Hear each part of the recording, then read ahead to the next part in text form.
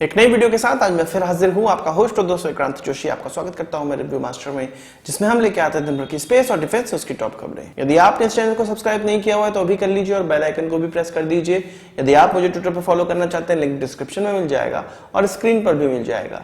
इस वीडियो में हम लोग आगे देखेंगे कि पाकिस्तान के फॉरेन मिनिस्टर शाह महमूद कुरैशी ने किस प्रकार से अपनी ट्रोलिंग करवा ली SCO मीटिंग में, जहां पे शंघाई कॉर्पोरेशन ऑर्गेनाइजेशन के मेंबर देश के जो फॉरेन मिनिस्टर हैं उनकी मीट हो रही थी। उसमें किस प्रकार से उन्होंने अपनी ट्रोलिंग करवाई, इस चीज पर हम लोग आगे बात करेंगे। पर पहले हम लोग बात कर लेते हैं भारत और चीन के रिश्तों की। LAC पे क्या बात हुई इस शंघाई और कॉर्पोरेशन ऑर्गेनाइजेशन में, जो कि फॉरेन मिनिस्टर की मीट थी। तो चीन के फॉरेन मिनिस्टर और हमारे फॉरेन मिनिस्टर दोनों के बीच में कुछ मीटिंग हुई, बात हुई और उससे 5 मुद्दे निकलकर सामने आए हैं, 5 पॉइंट निकलकर सामने आई हैं और अब भारत और चीन को इस पर ही अमल करना है और इस पर ही जो LAC पे विवाद चल रहा है उस पर आगे बढ़ना है। ये 5 पॉइंट्स क्या हैं, इस पर बात कर लेते हैं, फिर ये देखते हैं कि ये चीज पूरा होगा या नहीं। सबसे पहले पॉइंट में ये कहा गया है कि दोनों ही देशों को जो उनके लीडर्स के बीच में बातचीत हुई है, कंसेंसस बने हैं, उस पर काम करना चाहिए और दोनों ही देशों के बीच में डिस्प्यूट नहीं आना चाहिए और डिफरेंसेस नहीं आने चाहिए। दूसरा ये पॉइंट है, उसमें यह है कि जो अभी का सिचुएशन है वो दोनों ही देशों के पक्ष में नहीं है, दोनों ही देशों के इंटरेस्ट में नहीं है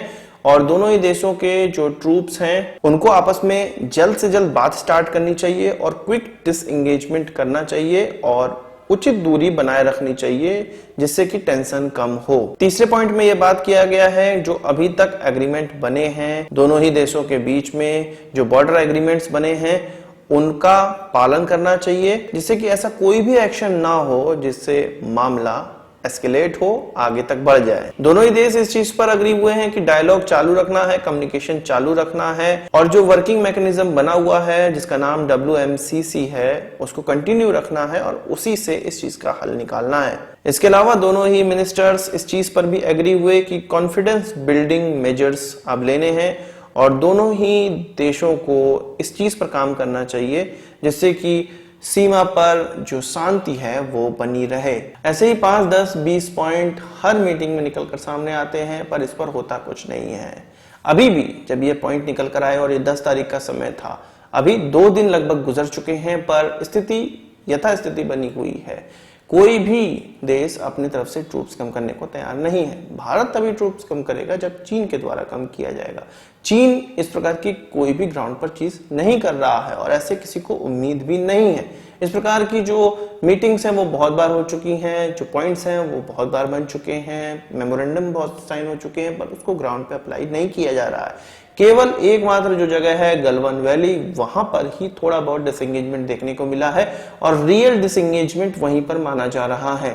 पर उसका भी सबसे बड़ा कारण यह है कि वहां पर नदी का जो उफान है वो ज्यादा हो गया था, इस कारण से चीन कहा जा रहा है कि पीछे हटा है।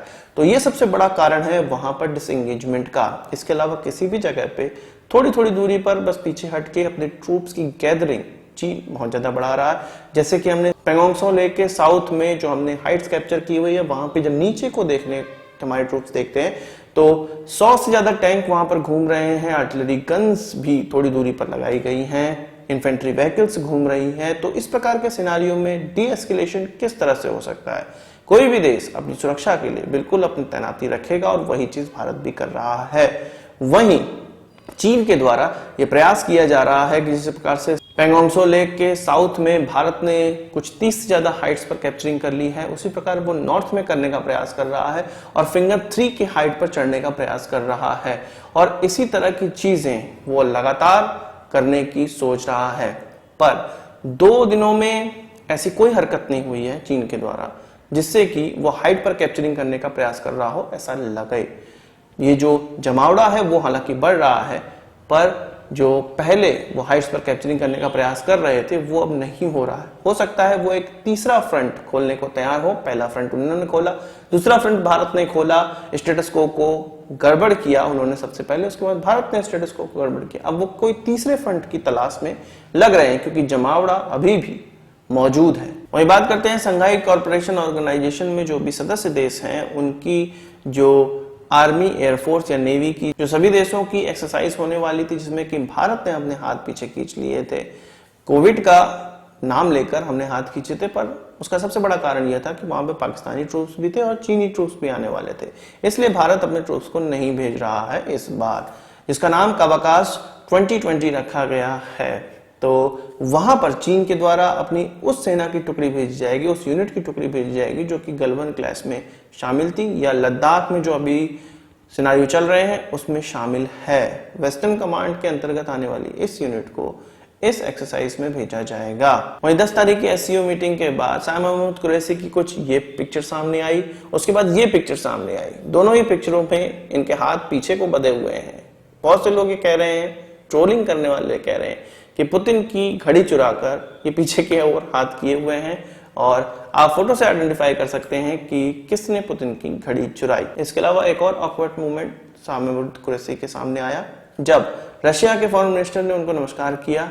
उनके पास कोई ऑप्शन नहीं था, वो भौचक्के रह गए और वो समझ नहीं पाए कि इसका रिप्लाई किस प्रकार से करना है।